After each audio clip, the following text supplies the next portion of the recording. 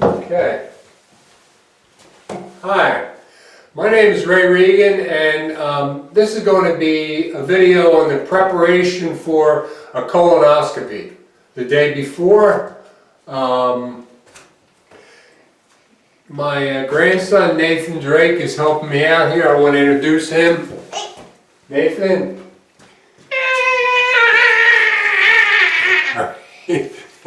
He's going to help me with the setup portion of this. So the first thing is we had to buy these materials. This is like 8 gallons of Gatorade, the whole thing here. And then we have liquid laxatives. Can you get them, please? Yeah. The jars of laxatives. Yeah. Sure. Thank you.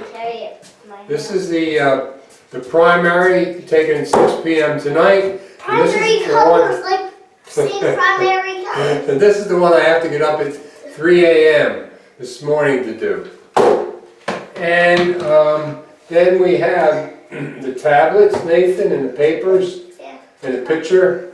I'll get Okay. all 3 of them. Okay, thank you.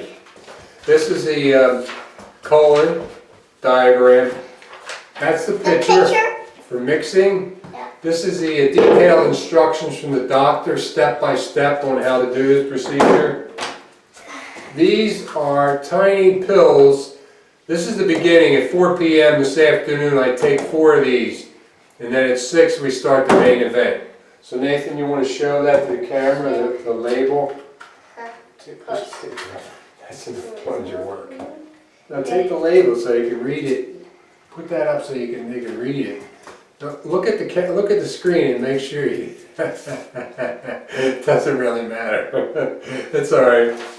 I'll put it in. And then we have measuring and a glass to drink the fluid with. Yep. So we're looking forward to it, and we'll see you guys later.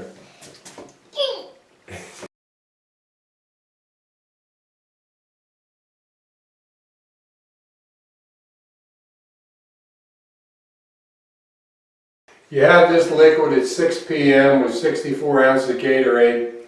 This, I have to set an alarm and get up at 3 a.m. And I talked to the nurse today, and she explained the reason is some people were cheating. They were eating during the day, they weren't following the instructions, so they got to the doctor's office for their colonoscopy. They weren't cleaned out properly. The doctor put the camera, he couldn't see anything, so now we all got to suffer. We all got to pay for that. I got to get up at 3 o'clock in the morning, which I'm not looking forward to. It's like the Ford Explorer tire thing. Some people didn't inflate their tires. They had accidents. So the government came in and made them put these expensive sensors in your tires now, tire pressure sensors. It's the same thing with poop. So I'm going to do it right. I'm going to clear out my bowels so the guy can do a good job.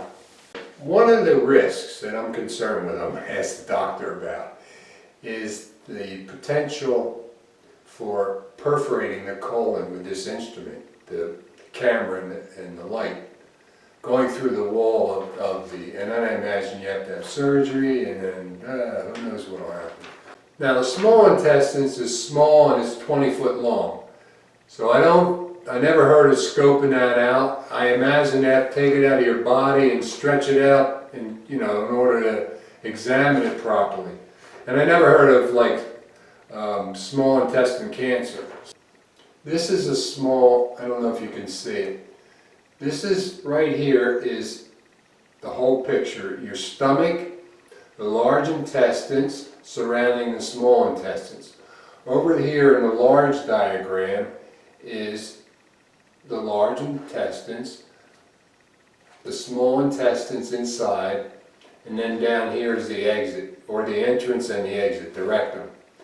So he comes in, and here's the deal. All these terms like have me a little bit worried. I don't know whether this is just a diagram and in real life it's, just all curved, there's no problem, no worry about.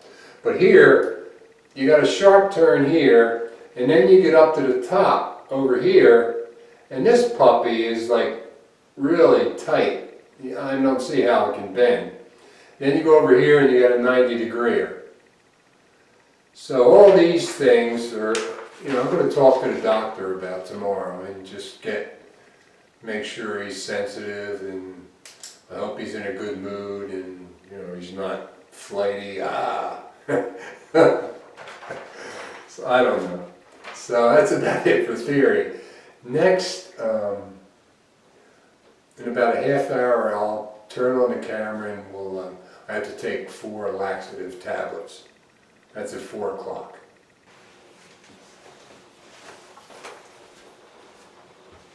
Okay, this is the pill phase. It's 4 o'clock, and I have to take 4 of these tablets.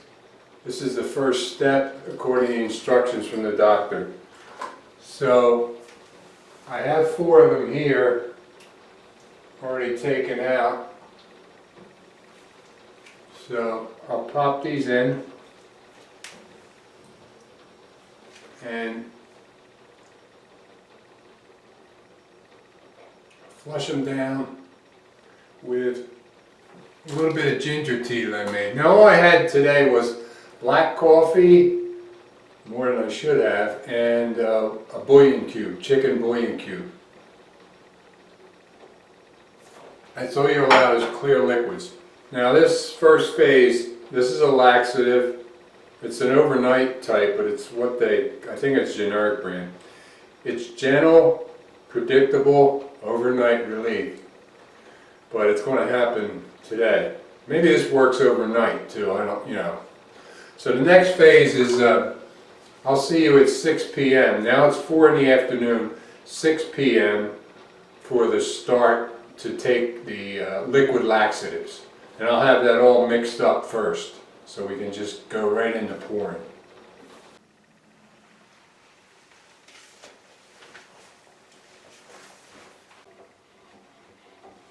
This is the brew. 64 ounces. I'm just going to pour a glass. You can see that the spoon floats in it.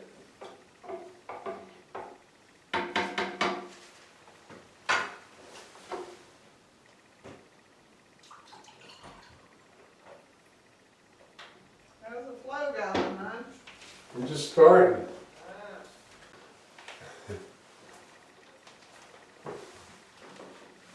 Take 2, brew. Here's the brew. I just want to say that I feel fine today, physically. Mood is good. I'm upbeat. I'm not looking forward to this, but it is what it is. So I have to drink 8 glasses of this cocktail. It's some kind of salt. I thought it was a liquid. It's a salt you pour into the Gatorade, 64 ounces, over the next 2 hours. So I'm not going to bore you with every glass full. We're just going to go to black.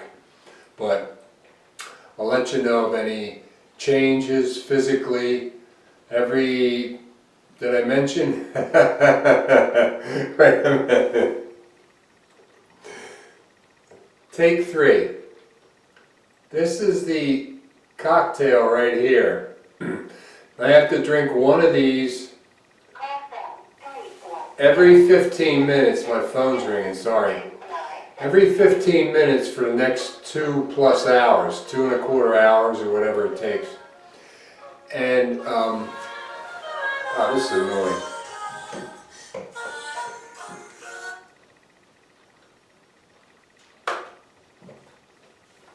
Take 4. This is the cocktail here. This is a bromic salt mixture, and there's 64 ounces of it mixed with 64 ounces of Gatorade in this mixture. So I have to drink 1 of these every 15 minutes for the next 2¼ hours. I just wanted to say that today I feel fine physically. My mood's okay. I'm not looking forward to this, of course, what's going to happen after I drink 64 ounces of this, but you know, I just wanted to say right now, everything's cool. And as this thing progresses, if there's any scientific changes physiologically or emotionally, I'll let you know. We'll give a little report. So, bottoms up.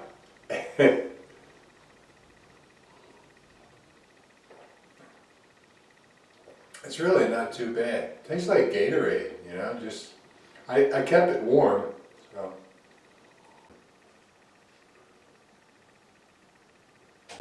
I got 16 or 24 ounces left, and I'm starting to feel some symptoms. I have a slight headache, I'm feeling pressure.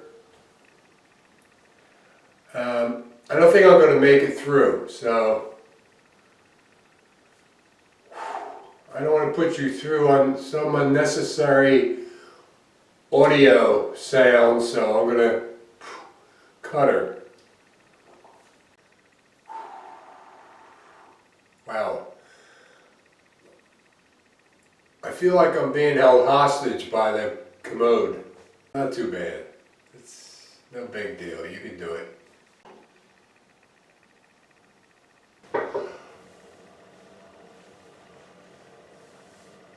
Okay. As you saw, it's 3 o'clock in the morning. So now I have to mix up another smaller laxative, 32 ounces. I'm going to use some water this time. And then that's it. Then I go for the deal. The procedure is 6:30 this morning, so I'm fortunate. I don't have to wait all day. Look, thanks, I'm tired, but you guys can do it, man. You can do it. Not a big deal. It'll save your life. Hi. This is a postscript to the colonoscopy. Today was the day. I'm home now. It's, I don't know what it is, 11 o'clock in the morning. I'm happy the procedure went well. He didn't find any polyps.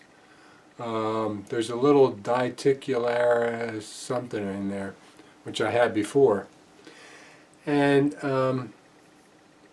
so it wasn't that bad. You know, you go into this room, you get your private room with an open curtain door, you put a gown on, and nurses are really nice. Then the anesthesiologist came in, Richard, and he was very excited about his anesthesia, and he explained what he was going to do.